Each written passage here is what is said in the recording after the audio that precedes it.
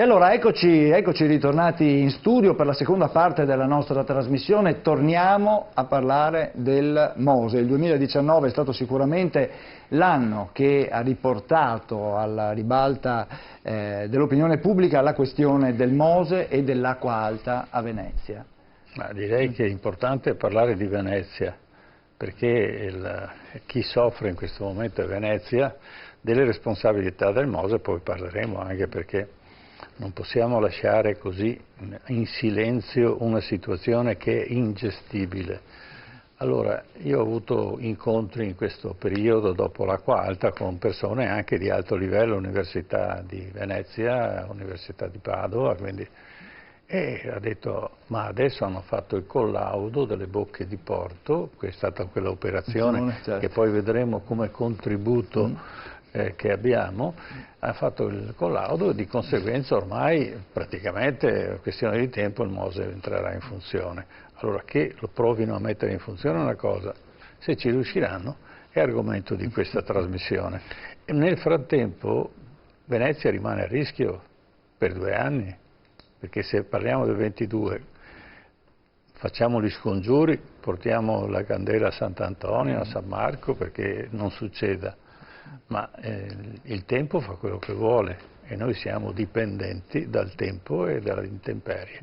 Quindi parleremo con Mose con 2 importanti personaggi che spesso sono stati da noi, ma questa volta abbiamo concentrato l'attenzione solo su 2. Certo. Quindi. Allora, buonasera all'ingegner Vincenzo Di Tella. Buonasera. Buonasera, lei è un esperto di ingegneria marina, di opere offshore, come si dice come dire, in termine tecnico. Buonasera al professor Luigi Dal Paos.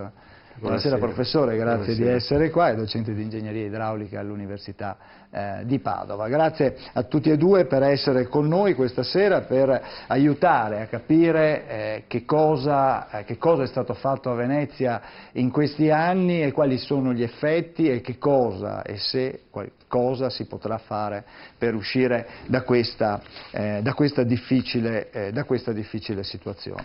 Allora, io inizierei con il professor Dal Paos, perché allora io dicevo il 2019 è stato l'anno che ha riportato, diciamo, all'attenzione del grande pubblico la questione dell'acqua alta. Il 12 novembre si è rivissuto un dramma che avevamo già come dire, sperimentato nel 66. Quanto c'era di simile nelle 2 situazioni? Beh, alcuni aspetti sicuramente sono simili, però ci sono anche delle differenze importanti, perché se noi vogliamo confrontare questo evento del 12 novembre con quello del 4-5 novembre 1966, dobbiamo quantomeno tener conto che nel frattempo complessivamente c'è stato un innalzamento del livello medio del mare apparente, somma della subsidenza e dell'eustatismo, di circa una trentina di centimetri. Questo per giudicare della gravità del colmo di marea che abbiamo registrato. Ma secondo me questo novembre è stato terribile perché c'è stata una successione di fenomeni di acqua alta al di sopra del 1,50 m che non si era mai registrata prima. Abbiamo avuto, se non ricordo male, 3 episodi che sono andati oltre il 1,50 m, mentre prima, negli anni precedenti, avevamo avuto episodi simili, ma era un singolo episodio. Quello che secondo me è stato drammatico è questo fatto martellante dell'azione della marea che si è ripetuta in tempi ravvicinati su valori molto elevati che hanno messo in ginocchio la città. Ecco, senta professore, noi parliamo di marea, di acqua alta, si parla poco di laguna. Che cosa è avvenuto alla laguna di Venezia dal 66 ad oggi? Beh, ci sono stati ovviamente dei cambiamenti, come sempre peraltro sono avvenuti dentro alla laguna di Venezia. Sono stati cambiamenti dovuti in parte a fatti naturali, ma in parte anche all'azione dell'uomo. Io penso che negli ultimi 2 secoli, a partire dal 1800, l'uomo nei confronti della laguna ha agito in modo pesante, intraprendendo interventi dei quali ha mal valutato le conseguenze collaterali, chiamiamole così, e forse anche questo è uno dei motivi per cui oggi almeno la sensibilità verso questo concetto globale della salvaguardia di Venezia e della sua laguna è molto sentito fra la gente. Io penso, e ho anche scritto, quando si dice o si parla di Venezia si intende parlare anche della sua laguna, e quando si parla della laguna si intende ovviamente far riferimento anche a questa città straordinaria che è sorta dentro alla laguna.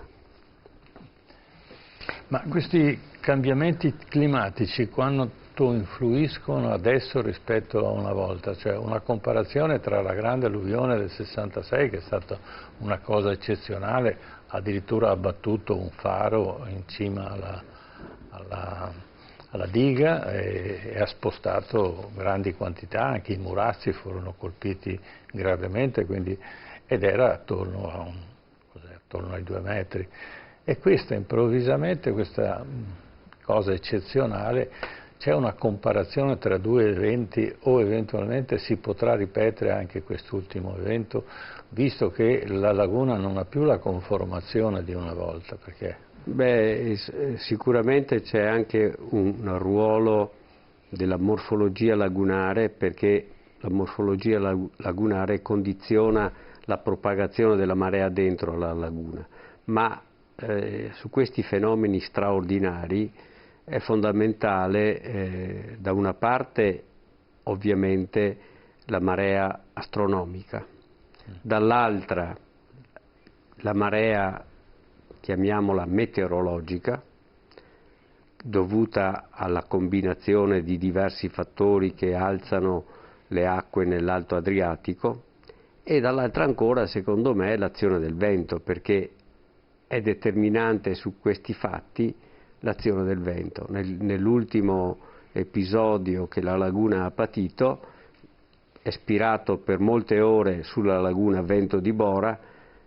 Questo vento di Bora ha insaccato le acque verso la parte meridionale della laguna, verso Chioggia, poi improvvisamente il vento è girato, è diventato vento di scirocco e l'acqua è rifluita verso Venezia da Chioggia.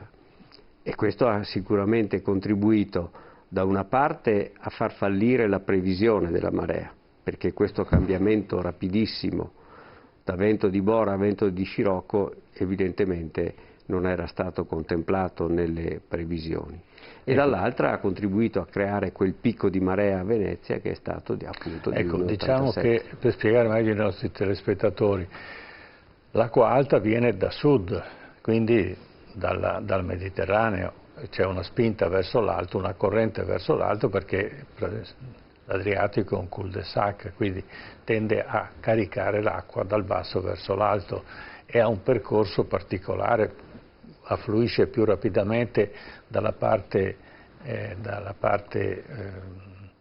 diciamo orientale, perché i fondali sono più importanti, dall'altra parte invece va più a sfioro, poi fa il giro verso Trieste, lì c'è un giro di marea e tende a scendere quando ci sarà poi la marea più bassa. Lei mi sta dicendo che mentre scendeva la marea, invece contro la marea che stava scendendo è intervenuto lo scirocco che ha spinto nuovamente la marea verso l'alto, e poi è arrivata la seconda marea, sì. Perché ricordiamo che le maree grosso modo sono ogni 6 ore, no? E quindi c'è un pendolarismo della marea che, se non viene scaricata alla laguna, va a accumularsi con quella che viene dopo. Io penso che il 1,87 m che abbiamo registrato è stato dovuto alla concomitanza di più fattori. Da una parte il colmo della marea astronomica, sul quale si è sovrapposto un effetto importante della marea meteorologica, e poi come ultima ciliegina questo cambiamento rapido della direzione del vento dentro alla laguna, che da vento di Bora si è trasformato in vento di Scirocco. Quindi tutto questo ha contribuito. Sono due venti contrari, uno sì. Viene da sud, l'altro viene da nord, grosso modo. Sì, la Bora solitamente mette in crisi Chioggia e ovviamente non Venezia. Lo Scirocco fa il contrario, mette in crisi di più Venezia e i centri abitati della laguna nord-orientale, mentre in qualche modo salva Chioggia. Ecco, ma la bocca di porto, abbiamo avuto diciamo, un cambiamento di quelli che sono stati i fondali della laguna, ma anche le bocche di porto. Certo. Allora, il fondale della laguna è praticamente è stato aumentato nel tempo, per esempio con l'istituzione della zona industriale di Marghera, quindi dovevano entrare navi con maggior pescaggio e di conseguenza hanno dovuto chiaramente a creare un canale più profondo. Una volta il canale di Venezia era estremamente basso, i primi ad affondarlo, a scavare sono stati gli austriaci, no? Perché arrivavano le grandi navi per l'epoca, adesso sono navi enormi. Quindi c'è stato questo, poi successivamente è arrivato il canale dei Petrogli, dove si dava la possibilità alle petroliere di entrare nel canale e portare il petrolio fino al punto di scarico, e successivamente le bocche di porto del Mose, che hanno affondato di molti metri anche quella parte delle bocche di porto che invece erano interrate precedentemente. Ecco, questo ha favorito l'aumento della marea. Ma secondo le valutazioni modellistiche, che credo siano abbastanza attendibili per poter confrontare situazioni diverse, l'incremento sui livelli di marea c'è stato, ma non è stato di un'entità tale da essere invocabile come conseguenza di quello che noi abbiamo osservato. Quello che invece è sicuramente vero è che dopo la costruzione dei moli alle bocche di porto, lo scavo del canale Vittorio Emanuele nel 1925 ha determinato una qualche alterazione locale della propagazione della marea dentro alla laguna, ma in un'area tutto sommato marginale, perché il canale si sviluppa fra la marittima e il bordo della terraferma. Quello che invece secondo me è stato orripilante è stata la realizzazione del canale Malamocco-Marghera, che a mio avviso si è meritato fin da subito l'appellativo di canale dei petroli, datogli in senso spregiativo. Il canale Malamocco-Marghera ha creato una nuova situazione dentro alla laguna. Al tempo dello scavo del canale, mediamente nella laguna centrale i fondali erano di una 60 di centimetri, oggi i fondali superano il 1,50 m, questi fondali medi. Quindi il processo innescato dalla presenza di questo canale è stato soprattutto un processo di demolizione dei fondali. Al tempo dello scavo dei canali Indro Montanelli cavalcò molto questa storia per cui era il canale dei petroli la causa di certi fenomeni di incremento della frequenza delle acque alte. Non era vero, mentre non si è voluto dare ascolto alle analisi che furono condotte negli anni 70 e che portarono il professor Ghetti, e io ero con lui, a illustrare al magistrato alle acque quello che secondo le nostre valutazioni di allora era l'effetto del canale. L'effetto del canale si era già manifestato in una profonda alterazione della circolazione in tutta la laguna centrale, e questo in prospettiva preannunciava sicuramente l'incremento dei fenomeni erosivi dovuti sia al cambiamento delle correnti, ma soprattutto alla navigazione praticata lungo questo canale, sì, perché per assurdo questo canale è troppo piccolo di sezione rispetto alla sezione delle carene immerse, e questo fatto crea un fenomeno locale nella circolazione idrodinamica che produce erosione sul bassofondo adiacente al canale, correnti di ritorno che portano i sedimenti sospesi verso il canale e quindi sedimentazione di materiale nel canale. Il canale non si può mantenere se non si draga sistematicamente. Ecco, c'è un altro fattore, è la portata di un canale, non può influenzare la rapidità di riempimento della laguna, perché la laguna è una sorta di polmone per Venezia, cioè più grande è la laguna, più capacità ha la laguna e meno rapidamente aumenta la marea, ma abbiamo un'onda di marea, diciamo, abbiamo un livello di marea, un tempo di marea in mare che è diverso da quello della laguna, perché c'è il riempimento della laguna, quindi questa sorta di polmone di Venezia, se io aumento la portata creo un danno a Venezia. Quindi però è sempre da valutare l'entità di questo fenomeno, no? Perché la causa più importante della modificata condizione della propagazione della marea dentro alla laguna è sicuramente stata la costruzione dei moli alle bocche di porto.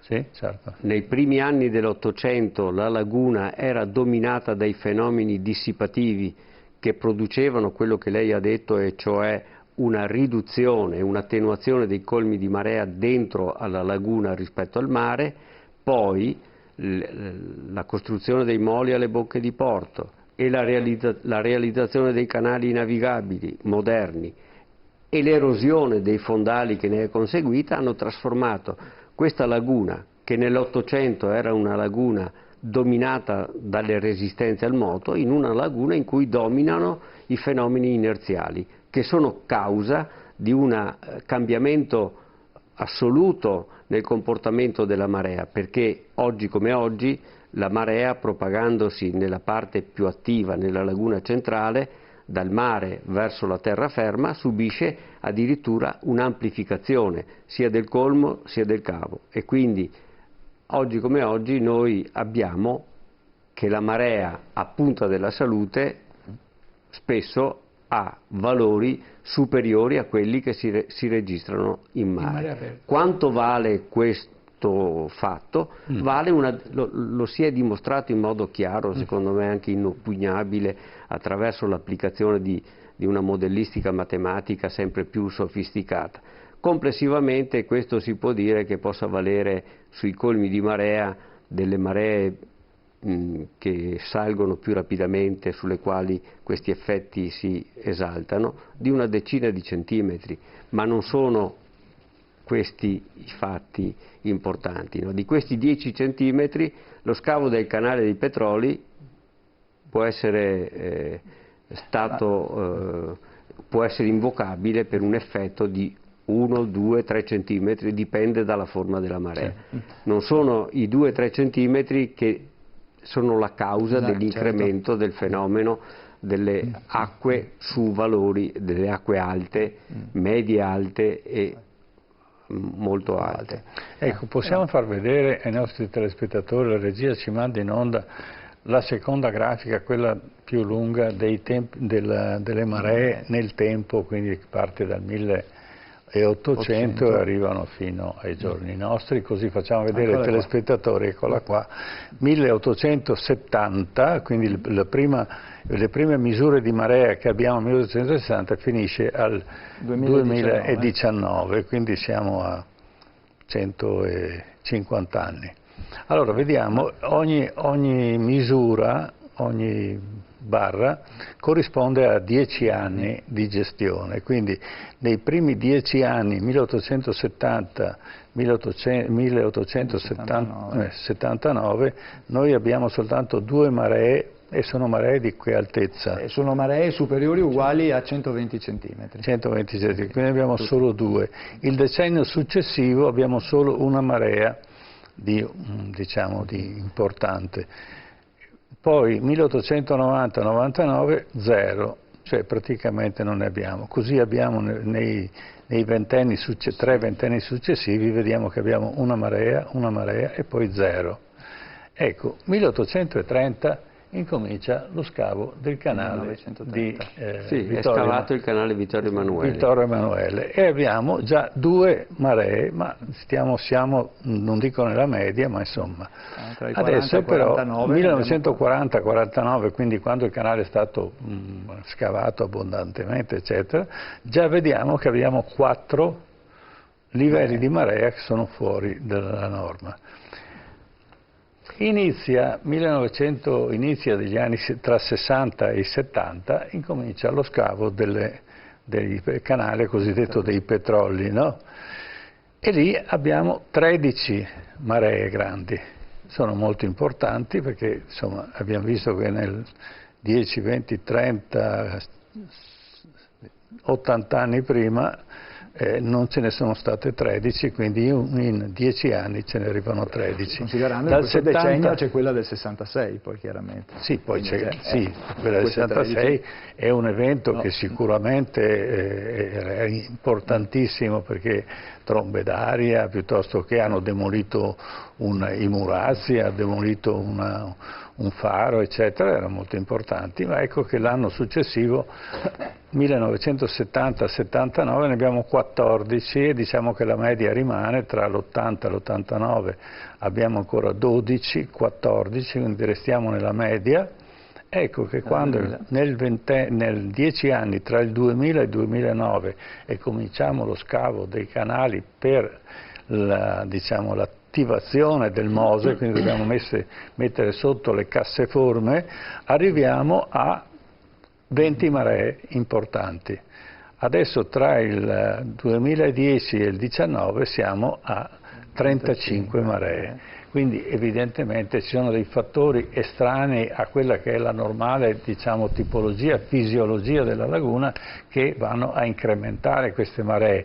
Poi c'è l'aspetto invece dell'aumento del livello dell'acqua. Ma io volevo fare un'osservazione. Il livello che qui è considerato è 120 centimetri, no? Se adesso noi guardiamo il periodo in cui viviamo, rispetto al 66, il livello medio del mare relativo, cioè l'effetto della somma della subsidenza e soprattutto dell'eustatismo, è valutabile in una trentina di centimetri. Allora, questa marea che noi oggi... Per spiegare a casa, subsidenza e eustatismo. Subsidenza, cioè abbassamento del livello del suolo e innalzamento del livello medio del mare, che insieme fanno questo innalzamento medio relativo del mare. Quindi l'abbassamento del suolo però abbiamo scoperto che era dalle industrie della Marghera che traevano l'acqua da sottosuolo. Che negli anni 60 si sovrappone un fenomeno di subsidenza molto importante, valutato in 12-14 centimetri, e poi si sovrappone nel periodo successivo l'effetto soprattutto dell'eustatismo. La subsidenza è continuata, valutata mediamente in circa 1 millimetro all'anno, l'eustatismo negli ultimi 30 anni 5-6 millimetri all'anno. Allora, se noi adesso ragioniamo su quel grafico, la marea che oggi cogliamo di 120 centimetri, negli anni 60 era 90 centimetri. E quindi la frequenza che noi vediamo oggi delle acque sopra i 120 centimetri, secondo me non è molto diversa da quella che allora era quella delle acque che stavano sopra i 90 centimetri. Sarebbe interessante quindi avere di fronte non soltanto questo grafico 120 centimetri, ma anche per esempio 140, che è il limite al di sopra del quale un'acqua alta è definita eccezionale, 140, 150, 170, che poi sono le maree che ultimamente hanno afflitto la laguna di Venezia. Nel sito del comune ho trovato queste statistiche. Sì, ma ci sono. Non so se però sono state aggiornate, come diceva il professore o no, però ho trovato queste statistiche anche per valori superiori. Sì, ma in alcune note presentate all'Istituto Veneto da me e da un mio collaboratore, questo si vede bene, insomma. Perciò di sicuro i canali navigabili hanno fatto un disastro, di sicuro dovrebbe essere condivisa da tutti l'opinione che di canali navigabili dentro la laguna di Venezia, soprattutto per ospitare queste grandi navi di cui oggi si parla, non devono essere scavate, secondo me, se noi vogliamo in qualche modo anche salvaguardare quello che ci resta della laguna che è venuta dal passato. Poi su questi fenomeni l'analisi deve essere, secondo me, un po' più accurata, sì, approfondita, perché i fattori che intervengono a determinare questi risultati sono molteplici. Bisognerebbe separare gli effetti delle diverse cause. Bene. No, quello che ha sorpreso molto, perlomeno anche vedendo gli effetti, no? È la velocità con cui l'acqua è entrata in questa occasione, perché poi ha portato queste, abbiamo visto i vaporetti portati sulle banchine, cioè sì, motoscafi spiaggiati. Il vento di Scirocco, le raffiche hanno superato i 120 km all'ora, insomma sono stati fatti, direi, abbastanza importanti questi. Dopo, rispetto a questi fenomeni del vento soprattutto, io adesso non vorrei dire una cosa così che viene interpretata come un'affermazione che porta a intimorire qualcuno, ma quando le bocche di porto saranno chiuse, se mai saranno chiuse, l'effetto del vento sulla laguna si esalterà. Esatto. Per cui, per esempio, l'effetto di Bora, che oggi produce differenze di livello di marea sui colmi di marea di 20 cm circa fra Venezia e Chioggia, domani a bocche chiuse si è dimostrato, con modelli di calcolo sofisticati e anche, direi, abbastanza affidabili, per non dire affidabili, si è dimostrato che questo effetto diventa 2 volte e mezza, 3 volte tanto. Quindi ci potrebbero essere 60 centimetri e quindi nell'andare a manovrare che non dipende dalla marea, no. È una marea interna, diciamo. È un fatto interno. Nell'andare a valutare le manovre che sono da compiere per proteggere tutti i centri lagunari dalle acque alte, di questo bisogna tener conto, perché ci sono moltissime situazioni in cui non comanda il livello di marea che si avrà a Venezia, ma comanda il livello di marea che si avrà a Chioggia, soprattutto quando c'è vento di Bora, perché questo fenomeno è veramente importante e secondo me il progettista delle opere alle bocche forse su questo punto è stato piuttosto leggero o non si è accorto. Forse solo quello, professore. Siamo preoccupati dell'acqua. Faremo un elenco di cose strane che non sono state prese in considerazione, ma le più banali. Per esempio lo spostamento della sabbia attorno al Mose, che ha determinato l'inefficienza, l'inefficacia, l'impossibilità di muovere le paratoie. Questo è il punto. Ma adesso facciamo un passo, abbiamo cercato di analizzare la laguna, come funziona, e così adesso passiamo invece al rimedio che è stato costruito e ci è costato, diciamo, solo di Mose come costruzione 5 miliardi e mezzo, ma diciamo che c'è un costo anche precedente che porterebbe la cifra a oltre 7 miliardi, perché non si capisce mai tutti i progetti che sono stati prima e che fine hanno fatto quei soldi, ma ormai sono passati 20 anni, quindi facciamo finta di niente.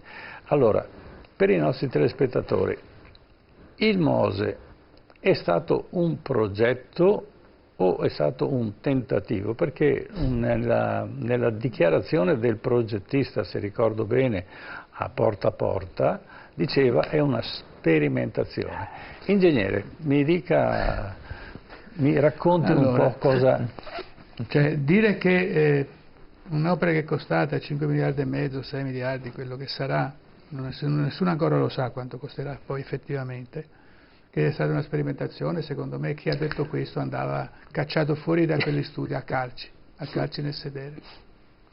Se la sperimentazione poteva valere per il famoso modulo sperimentale elettromeccanico di una paratoia messa lì, è provata malissimo, perché già lì molte cose si potevano vedere, chiaramente non aspetto di finire tutte le 4 bocche per vedere se funziona. Cioè, Ma lei in quale dice paese al mondo? una paratoia modello che è stata fatta qui a Volta Barozzo. No, è stata messa in laguna. È stata messa in il laguna. MOSE Spieghi prende... bene ai telespettatori che chiaramente non sono... Sì, il MOSE prende proprio nome da quel modello di una paratoia, quasi scala 1:1 perché era bella grossa, eccetera, con un sistema per cui è stata affondata in laguna, è stata fatta salire e scendere. Ecco, vediamo il modello adesso. La paratoia, così la possiamo mettere. Tranquillamente, ma non hanno fatto tutte le prove invece che andavano fatte. Per esempio sulla dinamica di questa paratoia non è stato fatto niente. Cioè, dinamica cosa vuol dire? Le onde, il comportamento con le onde. Con le onde. Cioè, il MOSE, dobbiamo ricordarci questo, che fa della sua caratteristica principale la dinamica delle paratoie. Cioè, come salgono e come scendono. È un sistema oscillante che reagisce alle azioni del moto ondoso con la sua dinamica. No? Quindi, non aver studiato in quel caso la dinamica di quella paratoia che era stata realizzata, che era stata molto grande rispetto a quelle poi che sono state fatte a Volta Barozzo, a Delfino, eccetera, sono un altro ordine di grandezza. Quella è una bella paratoia, quasi scala 1:1 su un fondale di 6 metri, quindi praticamente è come una paratoia di 3 porti. E quella lì poteva essere messa lì, affondata, vedere come si accumulava il terreno, cioè fare veramente una sperimentazione intelligente. Invece è stato fatto come si sta facendo adesso, che tolgo l'aria e quella va giù, butto aria compressa dentro e quello va su, ma cioè, cosa dimostro? Io ho visto queste dichiarazioni entusiastiche che ormai il progetto è fatto, quindi dobbiamo soltanto aspettare che funzioni. Ma cosa è fatto? Ma il sindaco di Venezia è entusiasta. Sì, ma beato, cioè, io vorrei sapere quali sono le competenze del sindaco di Venezia per poter fare questa affermazione. Beata innocenza. Ma lui ha detto che non aveva tempo di studiare. E allora stia zitto. Cioè, ma è commissario adesso? E infatti adesso è contento perché gli hanno dato i soldi da gestire. Però voglio dire, non è che con quei soldi lui risolve i problemi del MOSE, perché i problemi del MOSE hanno un'origine molto, ma molto lontana.